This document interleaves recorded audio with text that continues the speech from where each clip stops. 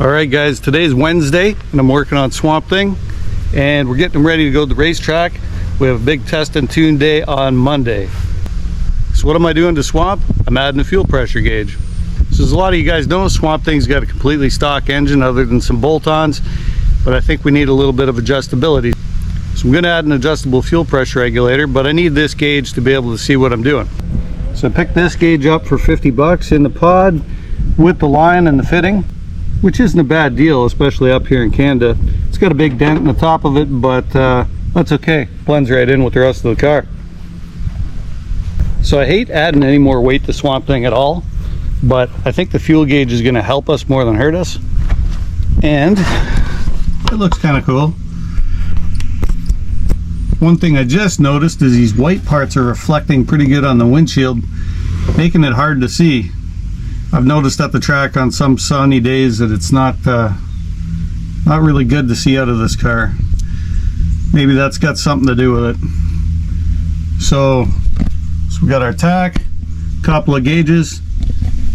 The only thing I really need now is an oil pressure gauge, but to be honest with you, I'm kind of scared to hook that up. It's reading pretty low on the stock gauge, so I'm not really sure I want to know what it actually is.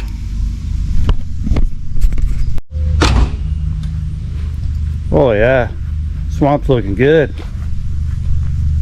Looking mean. Alright, let's see what the new gauge says.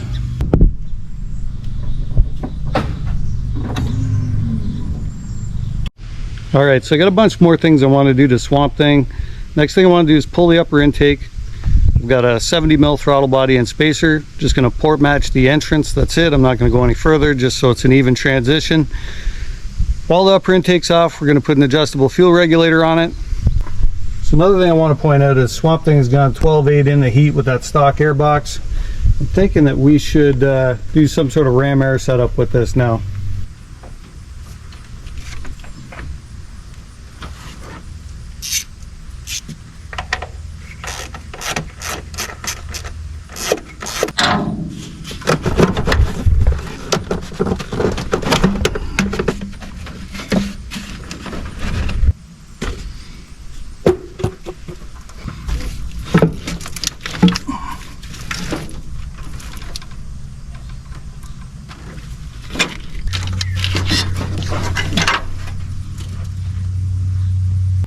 I've looked down in there, the mice have been making nests back in here for a while. That's probably prior to me getting it. Looks like actual fur or something. Ugh. Alright guys, so today's plans for Swamp Thing. I'm going to clean up all this intake area here. I bought a frost plug. Hopefully that's going to fit in the center here. I used a vernier to figure out the size, but the shop had one that was it was about 30 thou larger, so I don't know how we're going to make it there. That might be perfect. We're gonna actually, it feels pretty good. What else? We got our 8 rivets to put the power window regulators back in, and I got a couple of bolts to block off the thermactor holes on the back of the head. So that's what we're working on today.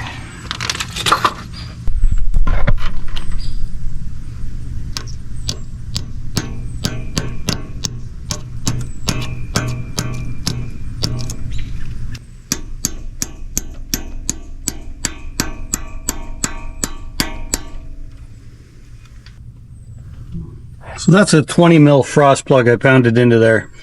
So that's not something I would ever do on any of my street cars. There's no reason to do that on a street car.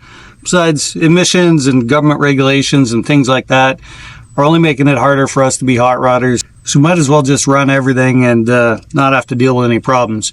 Up here, where I live, each violation's a $400 fine. So I mean, if you're missing cats or you're missing your air injection system or your evap canister, PCV valve, you get a vented, you've got vented valve covers. Each of those things is a $400 fine. You can get above $2,000 pretty fast. So that'll ruin your weekend pretty quick. It's just not worth it. But Swamp Thing is track only, and we're trying to do something here, so that's why we're doing it to this. You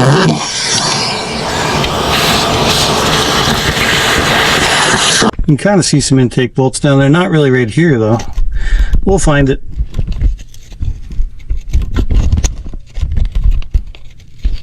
There's one.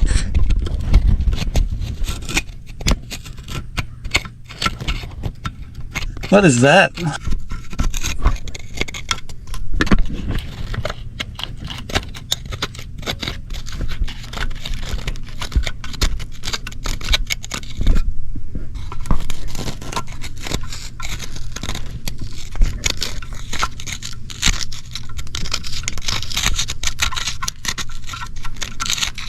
Probably start leaking oil now that crud's gone.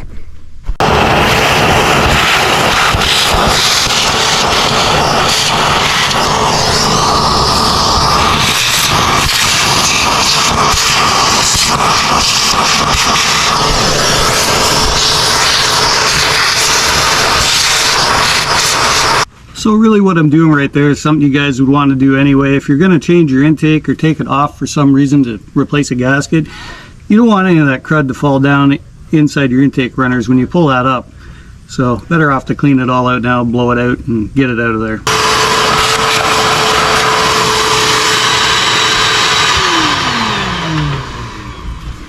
It's a good thing I got this on film because Jackie doesn't believe I can use a vacuum cleaner.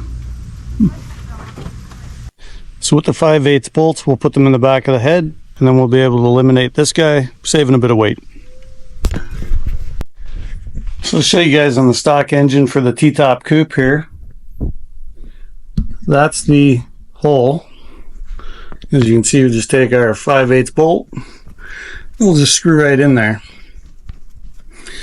Now I can plug them off. The only problem I've got though is Swamp Thing is all carboned up in those ports and it's plugged solid with carbon, so I'm gonna have to get that out in order to put this in there. I don't trust that carbon not to blow out without anything in there plugging it off. So, all right, so I got this ancient old fuel rail here, come off of some parts car years ago. I don't even think it was on something that I saw run, but it's adjustable and hopefully it'll work good on Swamp Thing for us.